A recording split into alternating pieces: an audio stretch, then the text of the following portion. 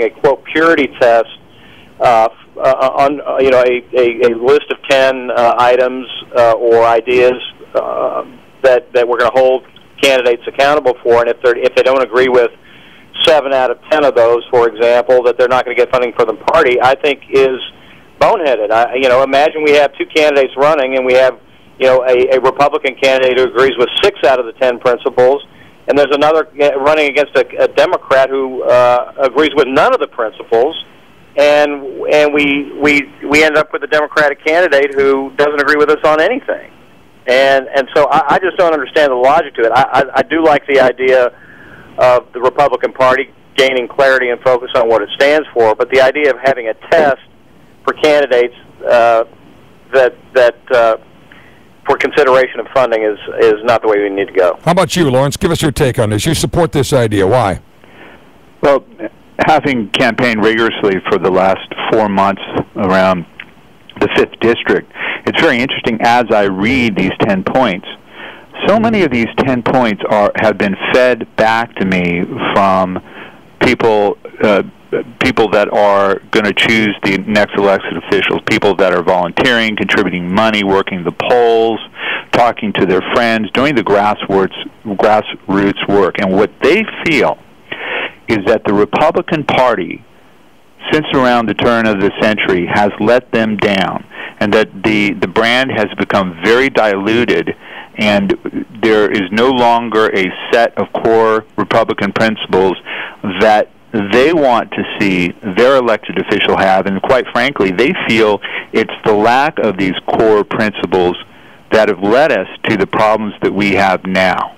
That having middle-of-the-road Republicans is not in a stark contrast to Democrats, so it's been a losing proposition, and it's also been a losing proposition in terms of legislation, running governing the country and putting the country in the direction it needs to go. That's why we're in the situation we're in now. So they want to see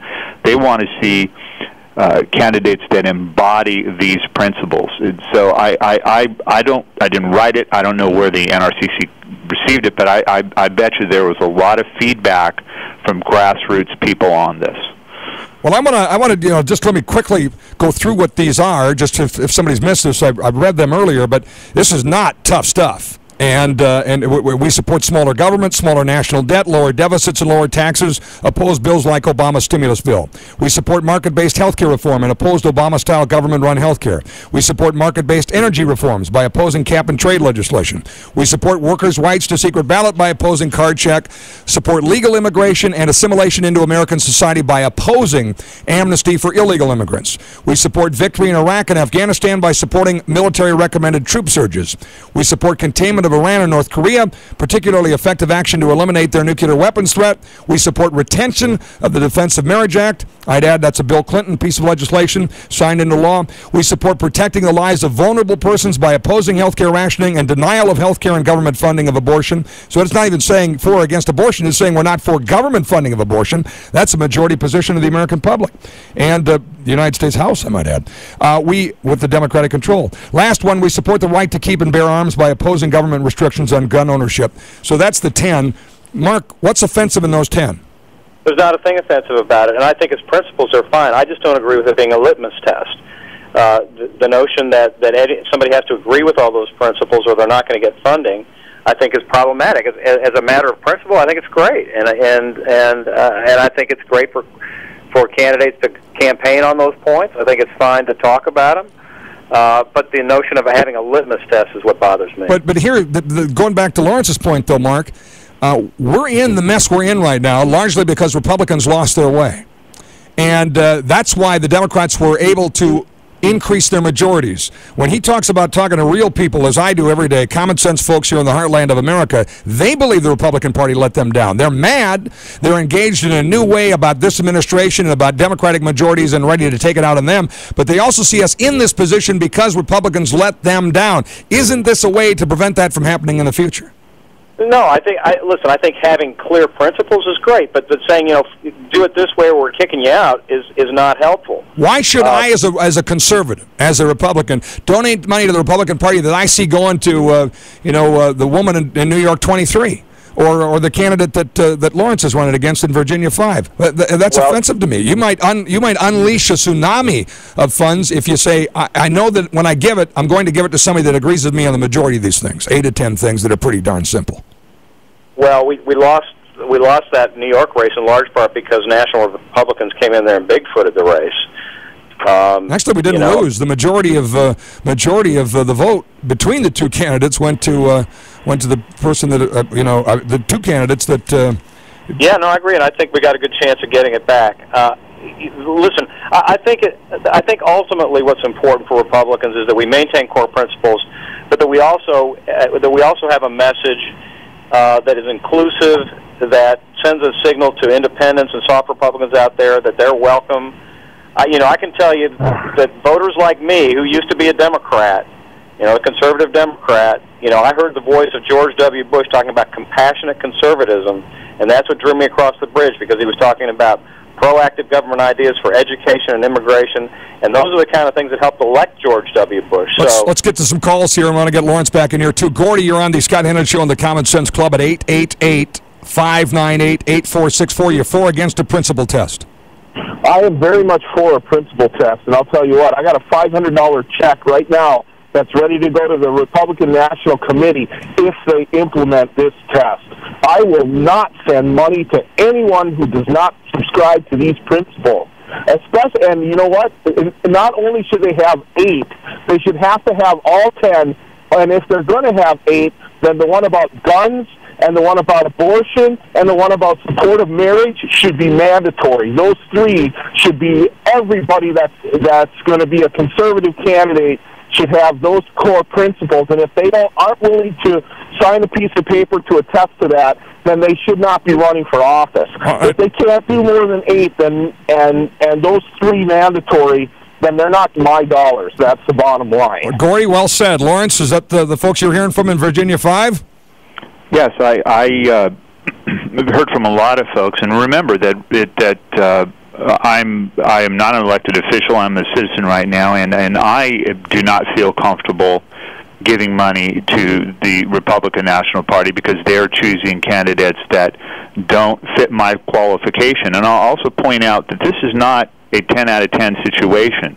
This is an 8 out of 10. There's room there's room for disagreement. But I still look at these 10 things, and I look at these 10 points, and I see these are just pretty basic core values. I don't see anything extreme about any. Mark's point is he agrees with you on that, but says there shouldn't be a test. What about the idea that you've laid out your principles, that's great, but don't make it a condition on support. What do you say to that quickly? Well, I once again I think that we will repeat the situation that we're in right now. Back to the mess if we do that. All right, I agree, and I agree with you on that point. The NRCC will send middle-of-the-road candidates. As I said earlier, we'll dilute the brand. We'll be exactly where we are right now. We're seeing that in the 5th District right now. Let's get Derek in here. Derek, what's your take? Yeah, I was put out there that we prove that we're not going to send money or elect people who are middle of the road. Just look at the last election. That's what I say. All right. Walter, you for or against a GOP principle test? You're next. Hello? Walter, what you for or against this? I guess I'm sort of for it, but I got a question. Has most of the trouble we've had with the funding gone on in areas where we've not had primaries? I don't know the answer to that. What do you mean funding? Well, like we had this thing up in New York or whatever. The person who was the conservative didn't get support. Well, I think it's more a question of the establishment. I mean, correct me if I'm wrong, Mark, but even the GOP establishment doesn't like this idea. I mean, it's sort of the Beltway crowd that's against us, and out in the real world, people say no, this makes sense because it's how we got in the mess, isn't it? Well, I think there's a broad. Listen, it's a great debate, and I'm glad we're having it. But I think your caller, the question was whether or not this has become an issue when it's not in the primaries. It's really a primary issue where we have 2 Republicans running against each other. Okay, that's where I was getting at. Because if you're selecting people who are liberals, then yes, they should have to go through some kind of litmus test. But I think in the primaries, you let the people decide. So your point is that's what a primary is for. John, for or against this? Last call on this topic. I'm for it. If I have a moment, Scott, I'd like to say something. 1 million seconds equals 9 days. A trillion seconds equals 32,000 years. When you convert that language to dollars, and you realize that the federal government is throwing that word around like a tennis ball, you realize how much trouble we're in. And Mr. McKinnon, it is the abandonment of principles that has led to this. We've got to get back to hardcore, rigid principles.